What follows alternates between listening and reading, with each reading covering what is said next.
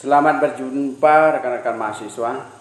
Materi etika administrasi hari ini adalah tentang kesadaran.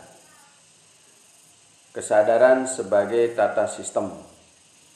Jadi perlu kita pahami bahwa setiap manusia itu memiliki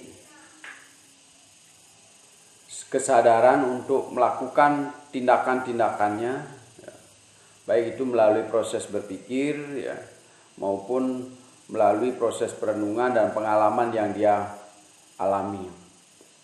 Jadi kita memiliki alam bawah sadar yang merekam semua pengalaman yang kita miliki, pengalaman pembelajaran yang kita miliki. Nah, lalu diproses di dalam rasional berpikir menjadilah sebuah kesadaran yang utuh. Kesadaran di sini merupakan perwujudan pemahaman seseorang yang diperoleh dari proses berpikir terhadap setiap fakta, nilai, dan batas-batas penghargaan terhadap makhluk lain. Jadi proses inilah yang memberikan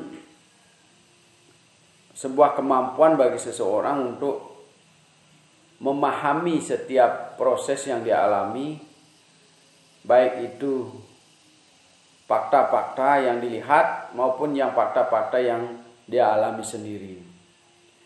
Bahkan melalui proses pembelajaran untuk meningkatkan kesadaran diri ini banyak orang melakukan.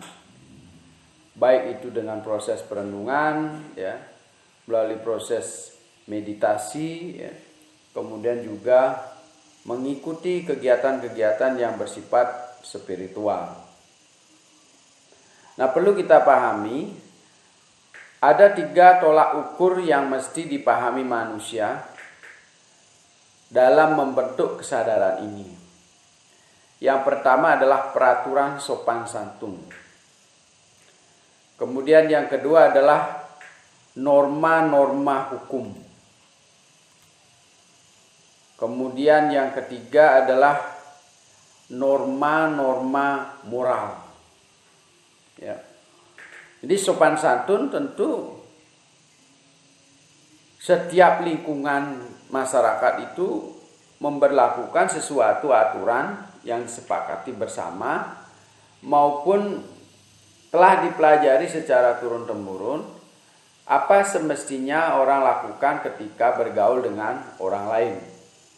Tentu saja di lingkungan yang satu dengan yang lainnya itu akan berbeda. Misalnya kehidupan masyarakat yang keras akan memiliki sopan santun dan norma-norma moral yang dibangun secara berbeda. Kemudian kalau misalnya berada di lingkungan orang yang sejuk, kemudian kebetulan juga secara ekonomi mapan, mungkin juga memiliki peraturan sopan santun dan norma yang diterapkan secara berbeda pada posisi masyarakat sesuai dengan tempat yang mereka berada. Nah, apa yang kita lanjutkan tentang norma hukum dan kesusilaan. Jadi pada dasarnya sopan santun dan moral itu akan menjadi dasar untuk orang membentuk perilaku di dalam masyarakat yang disebut dengan tata susila. Nah, coba kita sekarang bedakan antara norma hukum dengan kesusilaan tersebut. Hukum dalam hal ini lebih kokoh penampilannya dan lebih bebas terkodifikasi secara rinci. Kalau perbuatan hukum ini sebenarnya awalnya adalah perumusan ataupun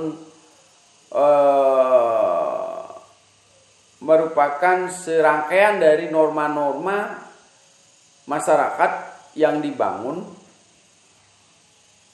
untuk menertibkan masyarakat.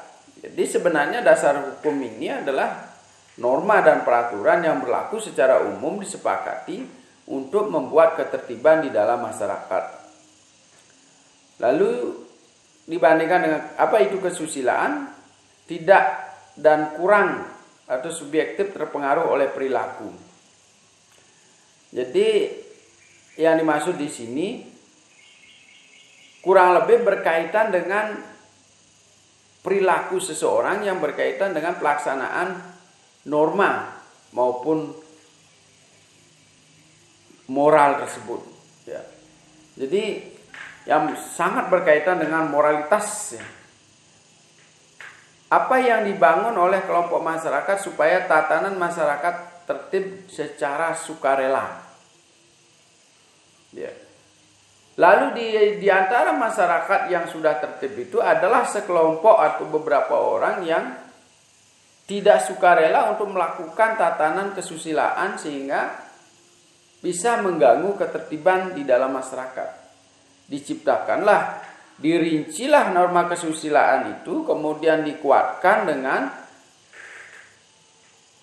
kesepakatan bersama. Kalau dulu belum ada lembaga hukum yang menetapkan produk hukum, ya. Kalau sekarang sudah ditetapkan melalui lembaga-lembaga yang memiliki wewenang untuk menetapkan produk hukum. Apakah itu peraturan, apakah itu undang-undang, apakah itu juga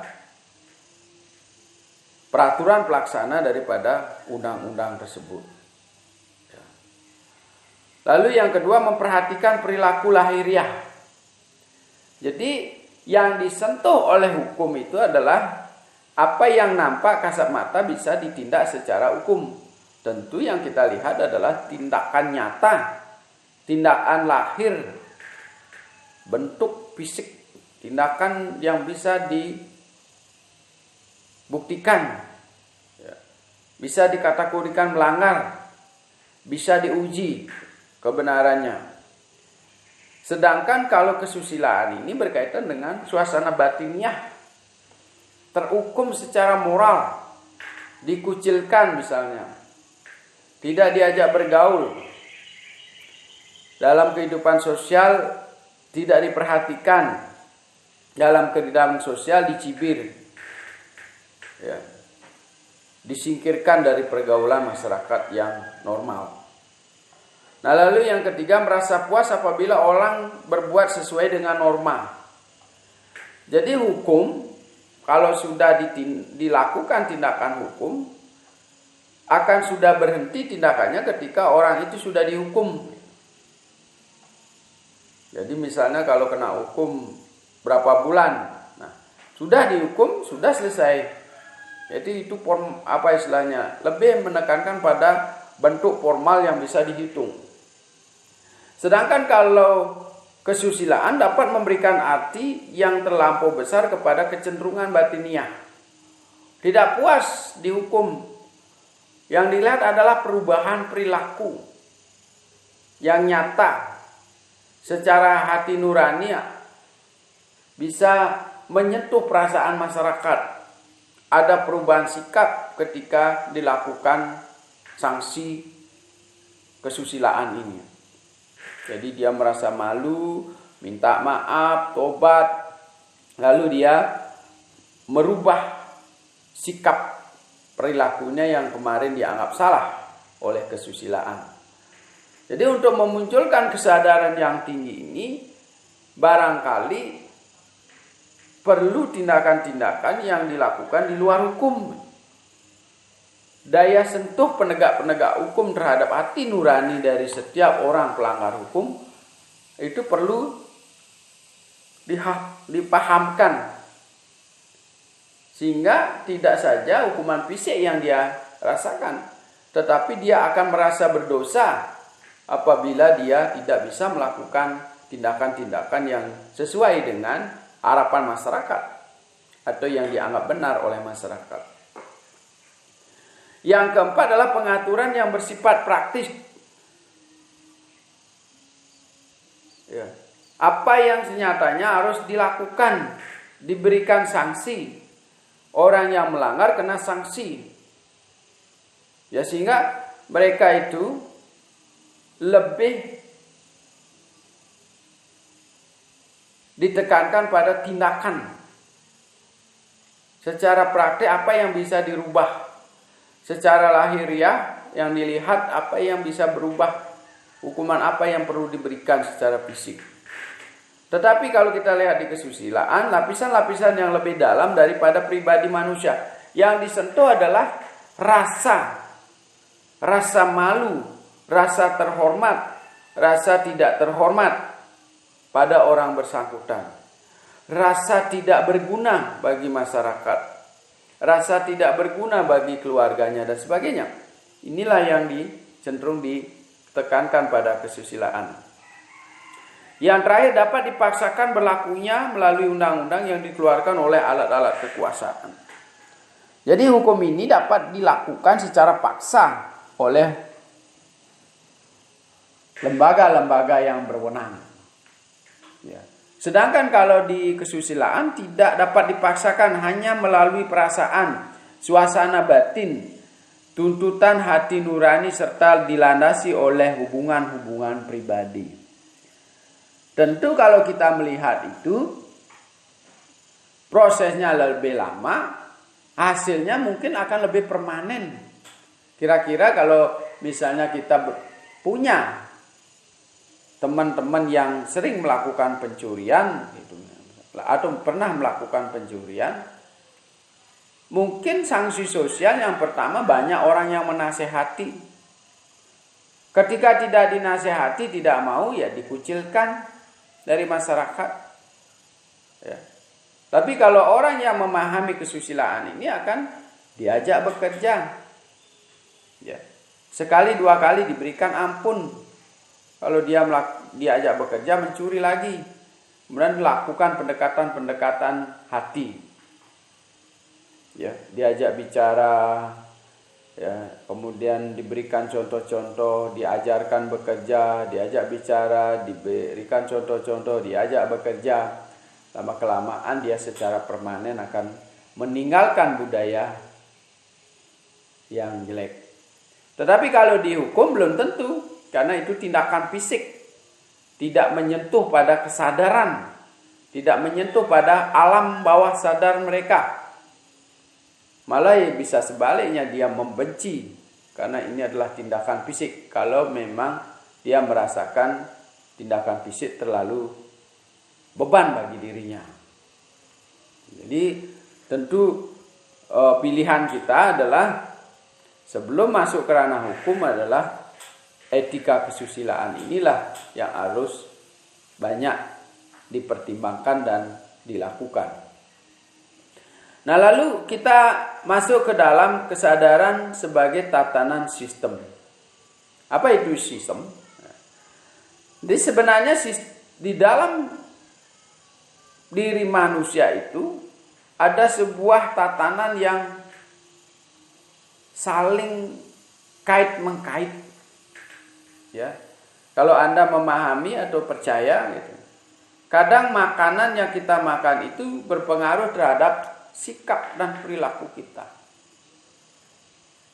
Paling tidak kalau misalnya Anda senang makan daging, maka tensi darahnya tinggi kan begitu.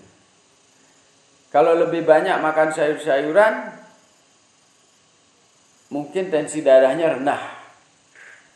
Ya kan? Salah satunya seperti itu. Termasuk juga nanti pola perilaku yang kita bentuk. Ya. Sehingga kembali lagi pada tatanan di dalam sistem.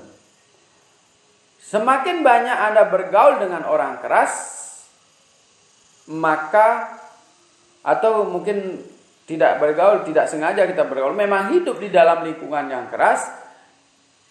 Jadi ekonomi serba terbatas dan sebagainya, misalnya kita menjadi pekerja keras, ya. Kemudian kita mengajarkan anak-anak kita menjadi pekerja keras, lalu sukses, tetap merasa kurang kerja keras. Sehingga sampai akhir hidupnya pun dia bekerja keras dan mengajarkan orang-orang seperti itu. Ini adalah sistem. Apa yang terjadi dalam perilaku kita itu adalah berbagai komponen membentuk diri kita. Ya. yang kebetulan mungkin orangnya berada setiap hari bahasanya halus di lingkungan keluarganya, ya. Kemudian banyak pembelajaran agama, banyak pembelajaran spiritual, dia akan menjadi berbeda dalam pembentukan kesadaran moral mereka.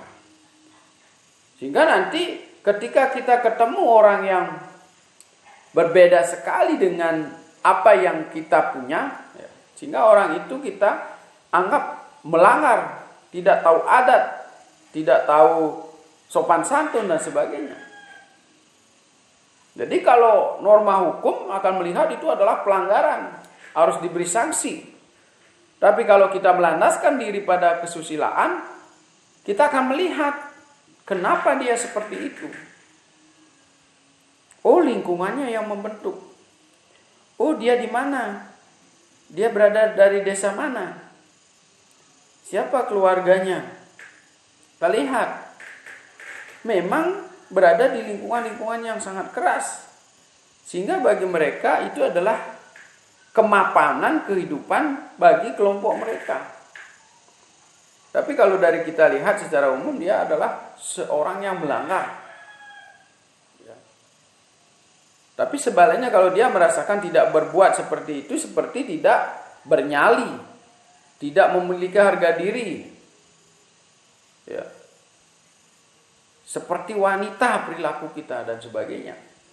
Nah, ini sesuatu yang memang tidak bisa dibenturkan adalah pemahaman hukum dengan pemahaman kesusilaan. Fenomena kesadaran moral adalah apa saja yang terdapat atau muncul yang bisa terlihat dalam kesadaran moral itu. Nah, sekarang kita harus pahami apa sih sebenarnya yang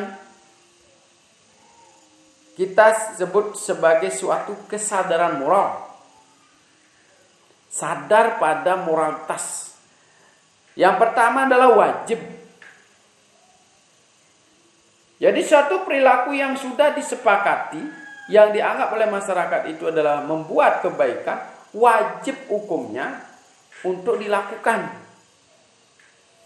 Sesuatu yang tidak bisa ditawar-tawar, atau dia disebut fixed price, harga mati. Ya. Jadi bagaimana melambari setiap pribadi kita ke arah apa yang disebut dengan orang bermoral. Dan kewajiban juga bersifat rasional.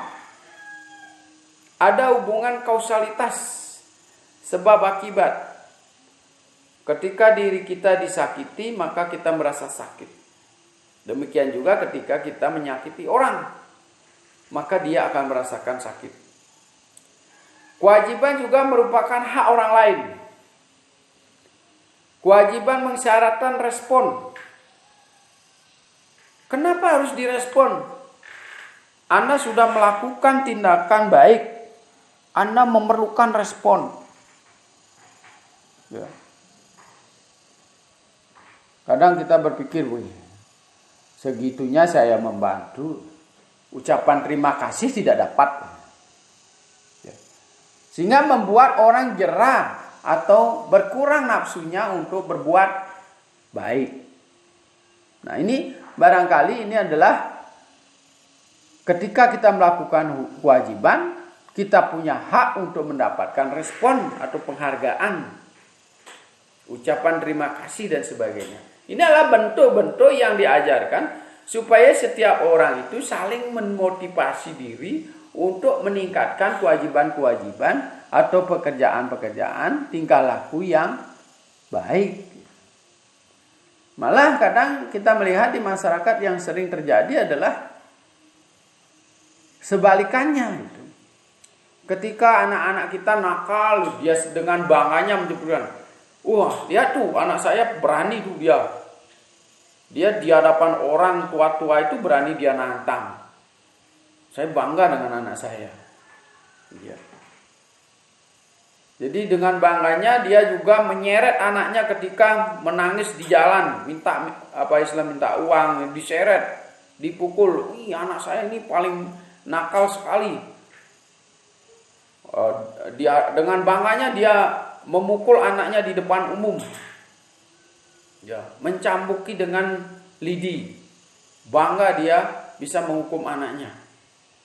Ya.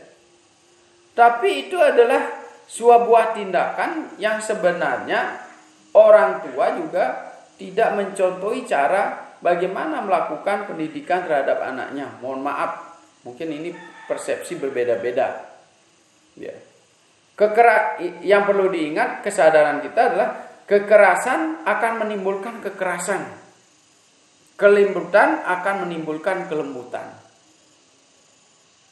Jadi ini adalah persoalan-persoalan apa yang harus dilakukan, respon apa yang harus diberikan. Maka pesan saya adalah perbanyaklah merespon orang yang berlaku positif. Ya. Jadi sedikit saja prestasi yang diambil oleh anaknya kita respon. Pak, saya sekarang ranking 10. Oh, enggak apa. Nanti belajar lagi lebih giat. Biar jadi ranking 5. Jangan langsung ditarget supaya jadi ranking 3. Ya. Jangan pula kita ngerasa, wah kamu, apa saja sih kamu pelajari di sekolah? Kok ranking 10? Makanan kamu yang kamu makan jadi apa saja? Itu berarti sesuatu tindakan yang justru mematahkan semangat mereka yang sudah meminta evaluasi pada orang tuanya tentang hasil belajar mereka. Sehingga berapapun rankingnya kita merespon dengan positif. Pak, saya ranking terakhir, nilainya kurang baik. Ya, mungkin kamu kurang belajar. Apa sih yang kamu butuhkan untuk belajar, nak? Supaya bisa meningkatkan ranking kamu, semangat kamu belajar, kan begitu. Nah ini cara, memang respon orang berbeda-beda. Tapi hendaknya ketika kita sudah mendapatkan pembelajaran yang dihasilkan oleh seorang peneliti pengembangan pribadi, jadi mereka sudah meneliti di mana-mana menghasilkan sebuah buku, maka selayaknya sebagai sebuah kesadaran moral kita merubah cara pandang kita dari sebelumnya yang dianggap keliru oleh para pakar menuju kepada mana yang lebih rasional dan mendukung kesadaran moral kita. Kewajiban juga merupakan hak otonom dari setiap orang.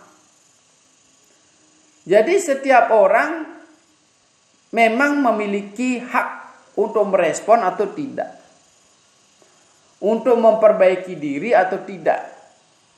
Tapi sebagai sebuah kesadaran moral, bagaimana tingkah laku kita supaya semakin banyak orang memahamkan diri bahwa kita menjadi orang yang patut dihargai dan patut dipercaya.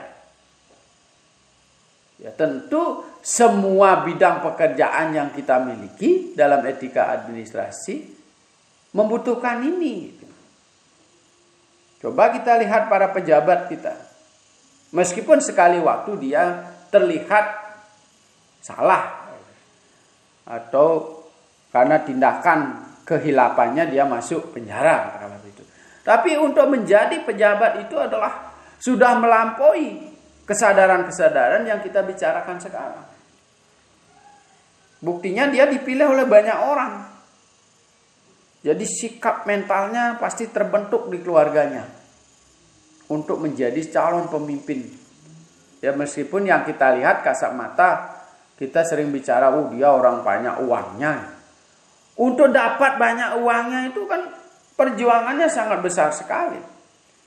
Dia merangkul banyak orang, dia memperkerjakan banyak orang. Di antara orang-orang itu merasakan bahagia dan senang dengan pemimpin ini. Tapi karena kehilapannya lah membuat dia terperosok dalam jejaring hukum. Jadi tetap orang-orang yang memiliki kedudukan baik itu, kesadaran moral yang kita bicarakan ini sudah terlampaui. Semakin hari semakin banyak orang yang mengenalnya, semakin banyak orang yang pernah dibantunya, semakin banyak orang yang pernah diajak komunikasi. Ya, apakah dibantu secara material, apakah dibantu secara solusi. Ya. Kalau kita sebagai orang kecil tidak pernah menjabat apapun, belum tentu bisa melakukan pekerjaan seluas radius yang dia kerjakan. Ya. Kalau saya tetap menghargai seorang pejabat apapun, dia memiliki kelebihan dari kita. Tidak perlu kita mencemooh ketika dia salah. Namanya manusia itu adalah tidak sempurna.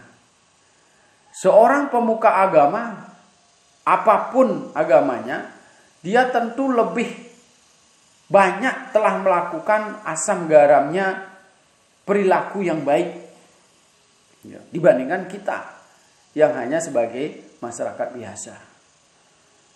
Jadi bagaimana seorang Sulinggih mengorbankan kehidupan materialnya untuk menjadi seorang pemuka agama, pengantar yadnya. Setiap hari hanya berkutat dengan buku suci, dengan upacara. Ya. Jadi kalau bagi saya itu adalah tempat terhormat dan beliau orang suci yang sudah banyak memberikan sentuhan-sentuhan kesadaran moral bagi kita semua. Entah kemudian hari ada kesalahan, jadi namanya manusia tidak pernah luput dari kesalahan itu.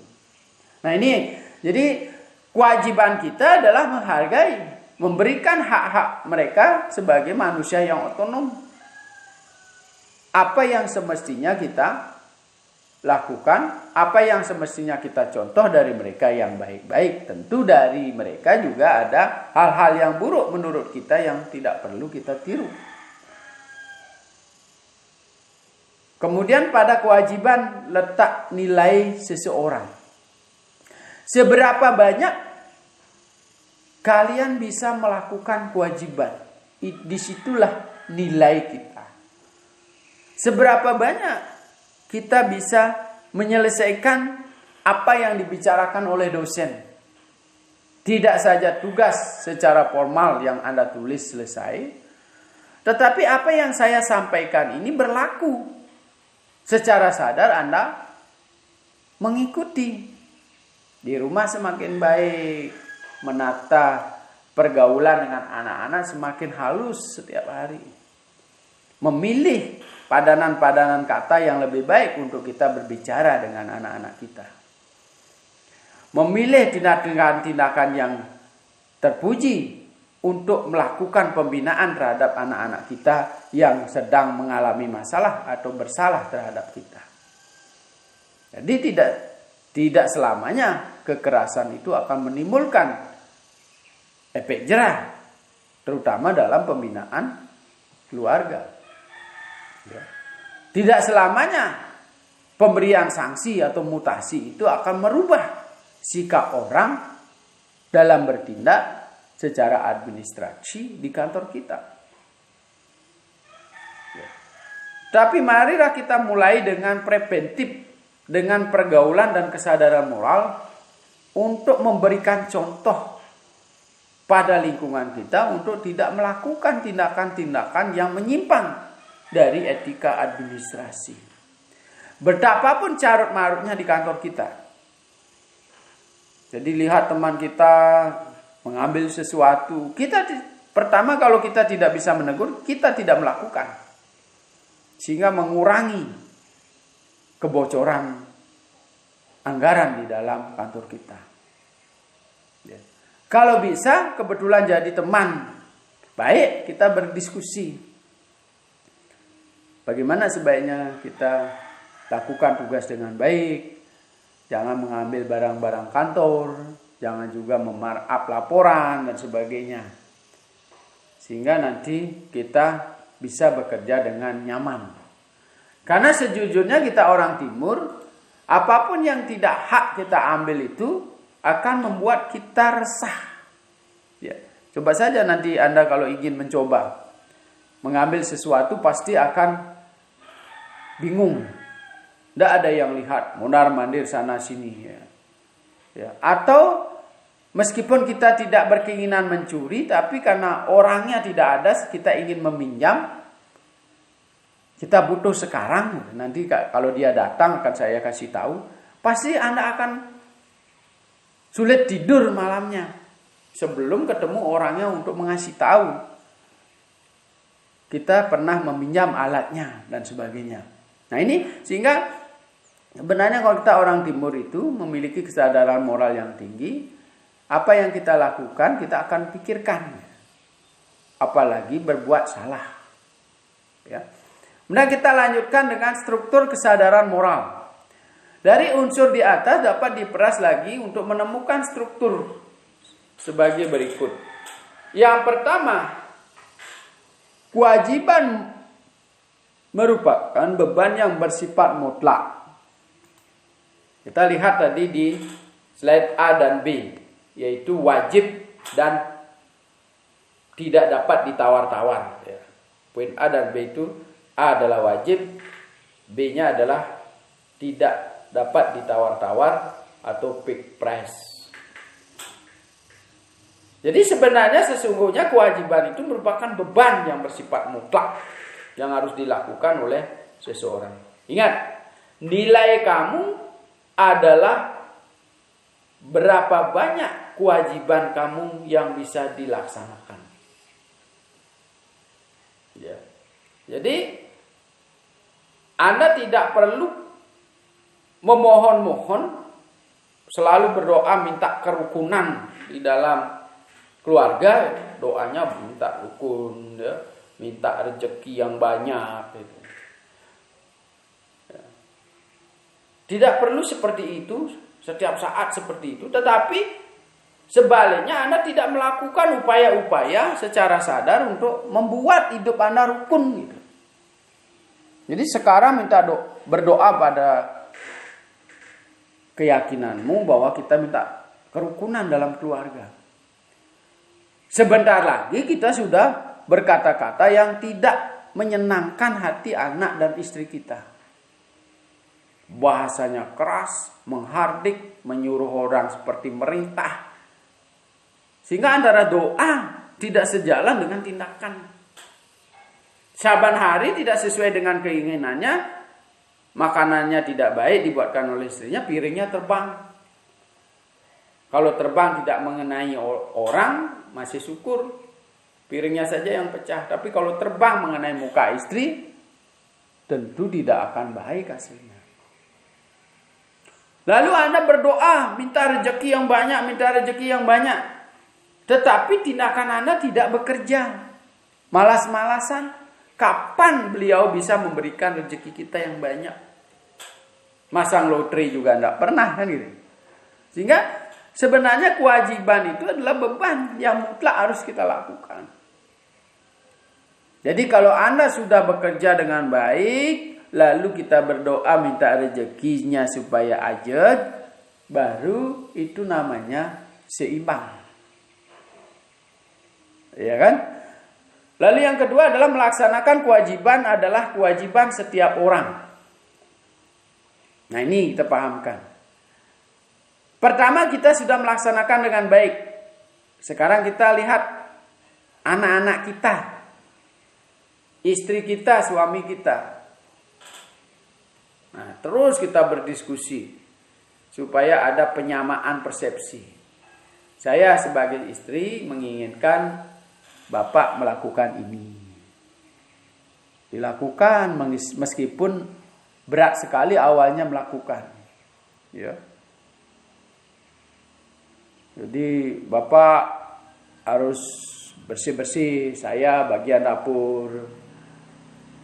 Demikian juga Bapak sore hari harus mandi jam segini supaya lebih bersih. Awalnya kita tidak pernah memikirkan kalau sudah capek tidur tidak mandi gitu misalnya. Berat untuk merubah itu. Tapi sekali lagi supaya kita terjadi harmoni,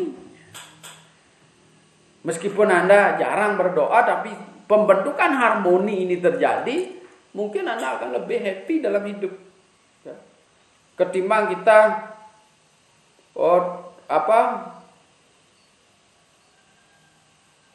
secara batinnya banyak kita melakukan kegiatan, secara yadnya kita banyak melakukan kegiatan, tetapi secara kehidupan sehari-hari tidak pernah kita melakukan itu.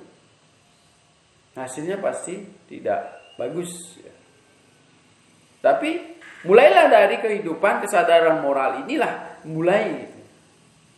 Baru doa itu untuk mengikat rasa batin kita, untuk mengikat keluarga kita, supaya melakukan dengan tulus, dengan jujur, dengan moralitas yang tinggi apa yang dilakukan untuk saling melakukan kewajiban untuk memenuhi tujuan harmonis di dalam keluarga.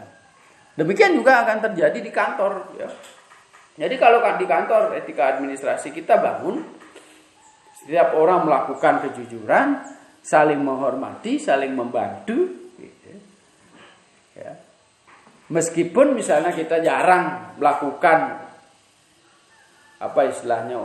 di kantor, kalau di dalam agama kita misalnya mencaru gitu, 6 bulan sekali gitu. Tapi suasana harmoni kita ini bina gitu. Suasana batin kita sudah akan menuju pada keyakinan bahwa kita ini adalah makhluk Tuhan yang saling menyayangi. Barangkali menurut saya beliau pun memahami. Ya. Jadi memang itulah tujuan beliau mengajarkan moralitas ini. Ya. Supaya umat-umatnya berdamai, saling menghargai dan saling menyayangi. Jadi artinya begini, keseimbangan antara fisik dan spiritual ini harus dijaga. Ya, kemudian bahwa kewajiban adalah masuk akal dan pantas disetujui. Ya. Jadi kewajiban itu bagi orang lain menganggap kita wajib untuk melakukannya. Bagi kita merupakan kesadaran moral kita menyebutkan bahwa ini adalah tugas saya untuk mewujudkan apa yang dibebankan sebagai kewajiban saya terhadap keluarga, terhadap kantor saya. Ya. Kalau masing-masing sudah dalam kesadaran moral yang baik dan tinggi, maka astungkara di dalam kehidupan berumah tangga maupun kantor itu akan menjadi sangat dinamis dan harmoni. Ya. Mengambil keputusan melaksanakan kewajiban adalah hak otonom setiap orang. Sudah. Tadi hak otonom. Dari kewajiban seseorang dapat menentukan nilai dirinya sendiri. Nah, ini rinciannya. Sebagai rinciannya, kita lihat di bawahnya itu ada 3 segi kesadaran moral. Kesadaran bahwa kewajiban moral bersifat mutlak. Ini penting kita tanamkan. Bahwa untuk memiliki moralitas yang baik, maka perlu kita menanamkan sejak dini dan berkali-kali berlatih, kemudian mendapatkan respon dari teman, diperbaiki sehingga menjadi lebih meningkatkan kesadaran moral kita. Yang kedua adalah rasionalitas kesadaran moral. Jadi kesadaran moral pun harus diikuti oleh sebuah rasionalitas yang bisa dibenarkan baik secara arti nurani yang kita miliki maupun oleh orang lain. Jadi kita tidak serta-merta mempercayai bahwa apa yang diajarkan itulah sesuatu yang mutlak harus kita kerjakan. Tetapi dengan rasa kemudian nurani kita akan belajar. Oh, ternyata nyaman. Nah, ketika mendapatkan kenyamanan, mendapatkan keharmonisan makin ditingkatkan. Itulah proses rasionalitas berkembang. Jadi apa yang kita pelajari, baik itu disengaja diajarkan melalui simbol-simbol yang diberikan oleh tetua kita atau leluhur kita, tetap kita mempersandingkan dengan kondisi yang ada di kehidupan sekarang. Barangkali suasana batinnya pada saat itu berbeda sekali dengan apa yang kita hadapi saat ini. Saat ini adalah modern, serba cepat, pergaulan cepat. Ya. Kalau kita melakukan tindakan-tindakan yang sangat lambat, tentu anak-anak kita terburu, sudah dimakan oleh pengaruh-pengaruh yang disebarkan dalam hal ini misalnya sosial media. Kalau cara mengajarkannya tetap terlambat seperti tempo dulu, ya, apalagi buku-buku pembelajaran tentang etika dan moral itu sangat jarang sekali. Yang ada adalah buku-buku yang praktis, yang barangkali tidak bermanfaat bagi peningkatan kesadaran moral. Ya. Kemudian mengungkapkan segi tanggung jawab yang subjektif. Jadi memang pertimbangan-pertimbangan subjektif sering sekali bisa mempengaruhi kesadaran moral kita. Ya. Tapi hendaklah subjektivitas itu mengarah kepada bagaimana meningkatkan kualitas etika dan moral yang kita miliki maupun lingkungan kita. Ya. Nah, rasional terbagi menjadi dua, menolak rasionalitas dengan perasaan. Yang pertama adalah dengan perasaan, yang kedua adalah berdasarkan pada realita yang ada di lingkungan kita, seperti tadi saya bilang, ya, rasa kita pakai untuk belajar tentang ajaran moralitas, salah satunya adalah agama. Jadi bukan persoalan apa yang harus kita kerjakan secara formal. Ya. Jadi kita bersembahyang bersama-sama biar kelihatan bersama-sama, tapi rasa nyaman nggak? Bisa membina kerukunan hidup diri kita nggak? Kalau tidak, mari kita tingkatkan dulu kualitasnya. Ya.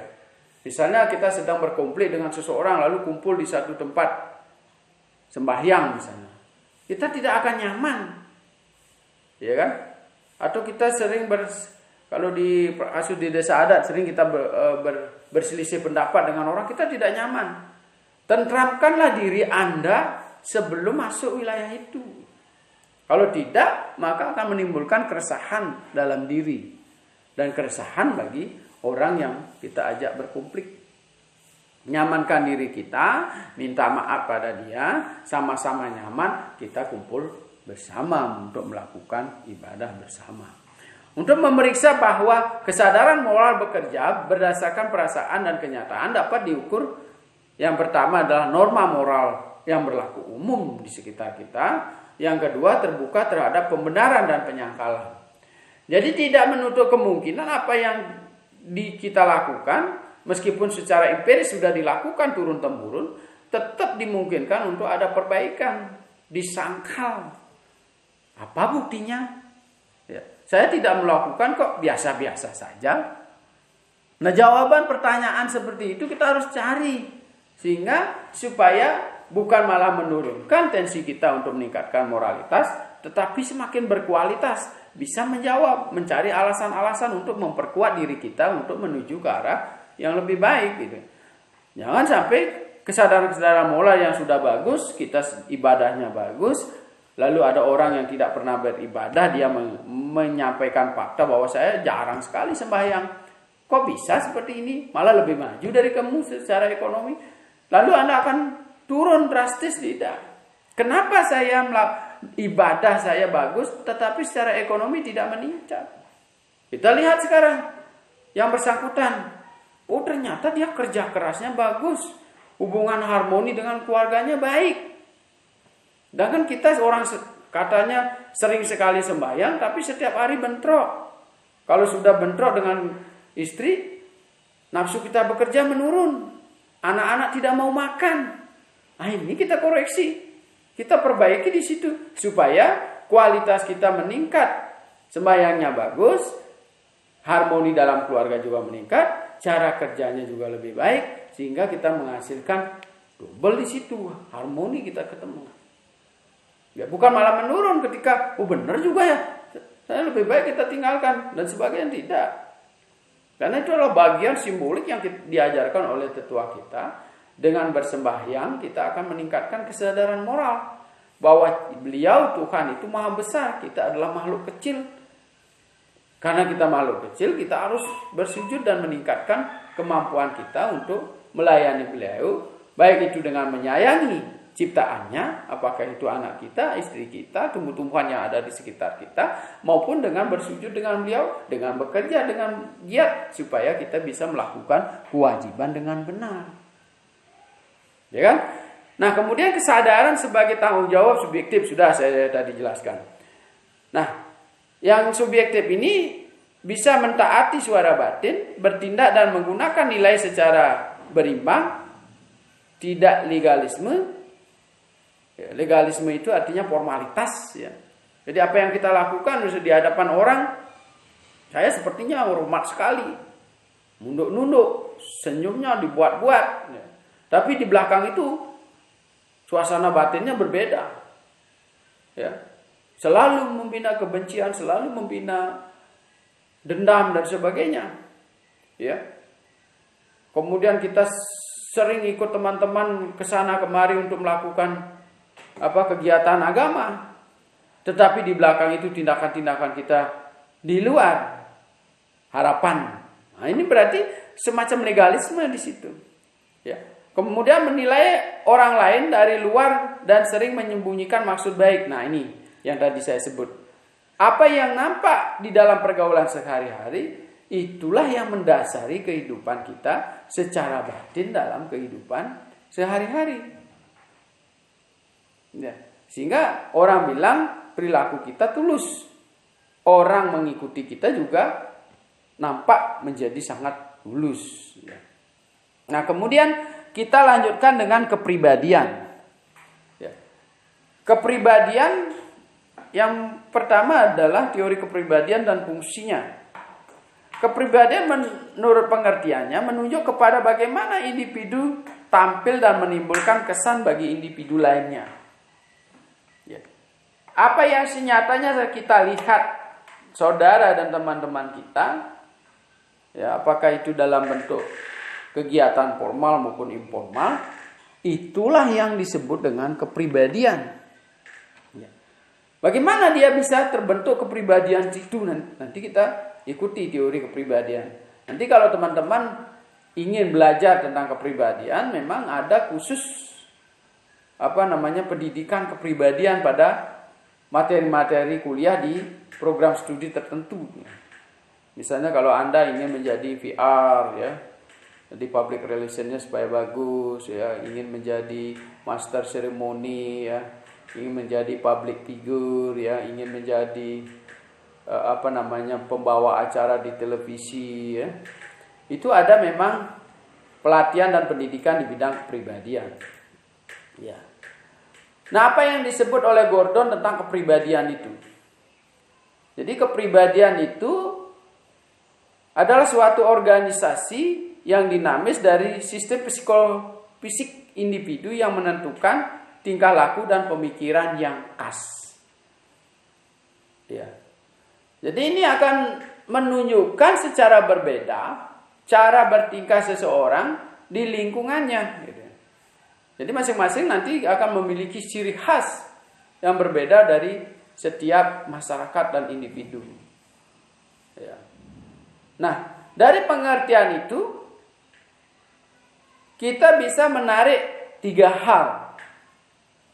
Kepribadian sebagai struktur organisasi hipotetis dan tingkah laku dilihat sebagai suatu yang diorganisasi dan integrasikan oleh kepribadian. Jadi sebuah struktur yang terbentuk di dalam diri kita itu dari hasil pembelajaran, ya, dari hasil kegiatan alam sadar dan alam bawah sadar kita, ya, otak kanan dan otak kiri kita. Bagaimana mencerna setiap empiris atau kenyataan yang ada dengan apa yang kita alami, dengan apa yang kita pelajari, yang secara turun-temurun diajarkan pada kita. Atau dengan secara sengaja kita belajar tentang kepribadian. Bagaimana tampil di depan umum, bagaimana tampil di depan audiens yang banyak, bagaimana kita menghadap pejabat publik, bagaimana kita berbicara dengan masyarakat biasa dan sebagainya. Itu ada tatanan-tatanan kehidupan yang lebih luas lagi yang ingin kita pelajari. Nah, itu proses itu nanti akan diintegrasikan di dalam pemikiran dan tindakan kita.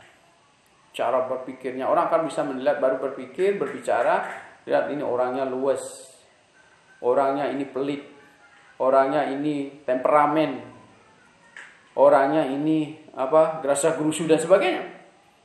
Nanti akan menunjukkan perilaku yang konsisten dia. Perlunya memahami perbedaan individual sebagai suatu yang unik dan khas. Nah, sebagai orang yang memahami administrasi publik, yang melayani banyak orang, tetap kita supaya berada dalam kepribadian yang baik, kita harus memahami bahwa setiap individu memiliki sesuatu yang berbeda. Tujuan yang berbeda, semangat yang berbeda. Bagaimana supaya mereka bisa tertuju pada cara berpikir kita, kecuali kita memvibrasi apa yang kita rasakan, ya apa yang kita lakukan saat ini. Ya. Jadi dengan mentolerir perilaku mereka dulu masuk, kemudian pelan-pelan kita memasukkan paham, memasukkan sikap, memasukkan cara pandang, ya. Tentu prosesnya akan lama. Tapi paling tidak dalam perilaku publik kita akan memberikan aturan-aturan dengan ramah dan sopan. Biasanya seberapapun orang marah, kalau kita berbicara dengan sopan dan baik, mereka akan reda. Tapi ketika mereka marah, ibarat api, bertemu dengan api makin berkobarlah. Semangat api itu membakar semua yang ada. Ya. Jadi seberapapun boleh saja Anda coba nanti kalau lihat orang marah, kita coba dengan bahasa yang sangat bagus, lugas, halus, menyejukkan. Pasti orang akan mereda. Akhirnya apa yang dia bilang? Sebenarnya maksud saya tidak begitu. Ya. Kalau sudah sampai begitu berarti Anda sudah bisa menyentuh rasa mereka. Ya kan? Kemudian penting melihat kepribadian dari sudut sejarah hidup, perkembangan dan perspektif. Seperti tadi saya bilang, bahwa setiap orang terbentuk oleh sebuah sistem atau struktur yang sudah kombinasi di situ. Dari pengalaman hidupnya, dari cara belajarnya, mungkin mereka tidak pernah mengalami pembelajaran seperti kita sekarang. Jadi kita bersyukur bisa sampai S1. Ya. Syukur kita bisa bertemu dengan orang-orang yang banyak. Kemudian berkualitas menurut kita. Jadi ketemu pejabat-pejabat publik, ketemu teman-teman sekantoran yang setiap hari punya ide-ide brilian. Tapi bagaimana dengan mereka yang setiap hari berjibaku dengan lingkungan, dengan kerasnya alam, dengan lingkungan yang juga keras, ya. Jadi berkelahi setiap hari kita lihat orang tuanya berkelahi dengan sesama orang tuanya, ya. Setiap hari dia melihat keluarga-keluarga broken home. Bagaimana kejiwaan mereka? Makan seadanya atau kekurangan dan sebagainya. Kita bersyukur kalau kita sekarang berada bisa mengenyam pendidikan yang cukup baik, ya punya anak-anak yang lugu, ya. Kemudian mendapat kedudukan yang punya kedudukan dengan baik.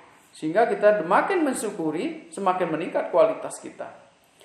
Sasaran kepribadian berikutnya. Melalui kepribadian diharapkan dapat memberi informasi mengenai tingkah laku manusia. Sesuatu yang tampak itu tidak bisa kita buat-buat.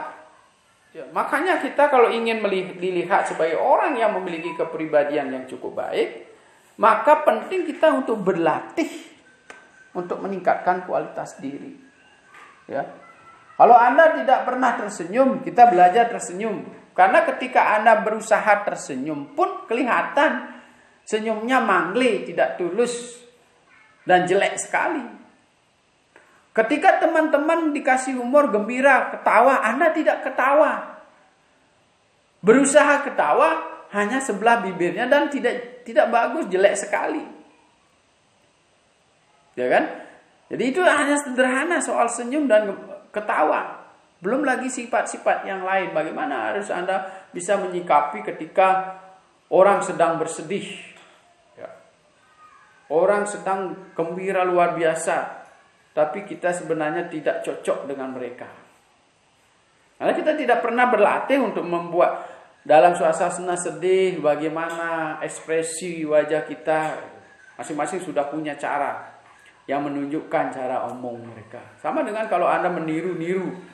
Katakanlah sebagai master ceremony atau MC, meniru gaya orang, kelihatan sekali di situ.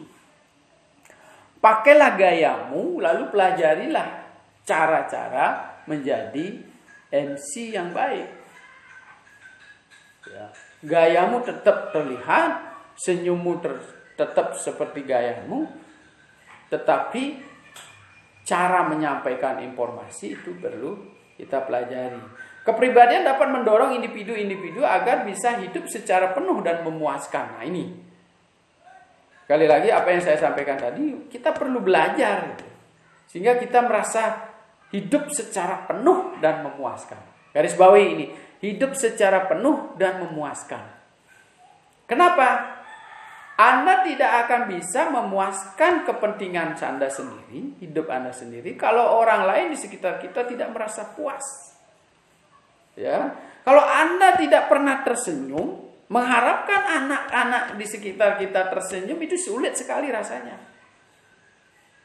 Ya.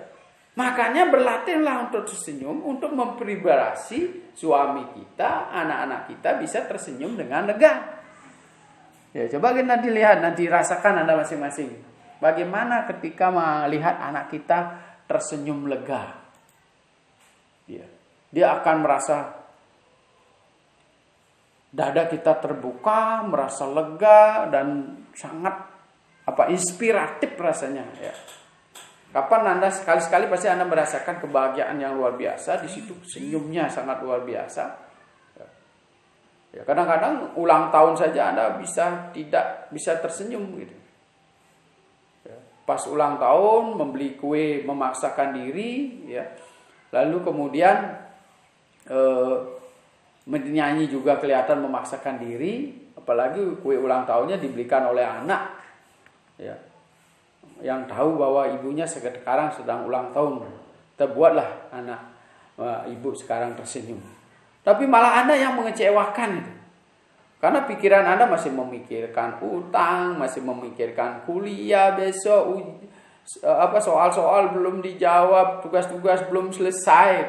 Mari kita hargai kerja keras anak kita yang telah memberikan kuitar untuk kita berulang tahun supaya gembira. Sekali waktu sebagai bapaknya kita diangkat tasnya oleh istrinya atau oleh anaknya. Lalu Anda marah. Ngapain ini, biar bapak yang pegang? Hargailah usaha mereka untuk membuat kita senang. Diangkat ya, hati-hati nak, nanti jatuh. Tinggal bicara begitu aja, apa sih susahnya? Jangan ambil, nanti pecah. Itu komputer bapak. Malah takut dia untuk berbuat baik untuk kepada orang tua, apalagi anak kecil. Ya. Nah, ini berat nak, bapak aja yang bawa. Adik mau bantu ya? Ayo bantu. Beda. Nah inilah sesuatu yang bagaimana supaya kita hidup secara penuh dan memuaskan. Ini sangat penting sekali untuk kita pikirkan ya. Karena kita tidak bisa hidup kalau orang lain tidak puas. Bagaimana supaya semua puas? Kita maksimal menggunakan sumber daya yang ada pada diri kita untuk bisa saling memuaskan satu sama lainnya. Baik dari tingkah, cara berpikir ya. Makanya saya selalu berpikir begini, paling tidak suami istri tingkat pendidikannya sepadan. Pola-pola pekerjaannya juga seimbang. Jangan pula Anda tidak menghargai kalau istri kita tidak bekerja lalu Anda mensepelekan. Ya. Tapi dia adalah ujung tombak untuk membina anak-anak kita ke depan menjadi orang cerdas. Jadi bayangkan saja kalau kita nilai, kita angkakan dengan uang dari menyiapkan sarapan keluarga, ya, mencuci, ya, kemudian dan lain-lain sebagainya sehingga rumah kita rapi, anak-anak kita cerdas, dapat juara, ya, sekolahnya bagus. Itu kalau kita nilai uang berapa? Ya, belum lagi membuat pembukuan tentang neraca kita yang serba minim. Nah, jadi tetap kita menghargai setiap orang yang ada di dalam keluarga itu berfungsi, berperan besar terhadap kemajuan kita sebagai seorang karir di kantor kita masing-masing. Nah, kita lanjutkan dengan fungsi kepribadian yang terakhir. Apa sih sebenarnya yang menjadi fungsi kepribadian? Nah, di sini saya jelaskan ada dua.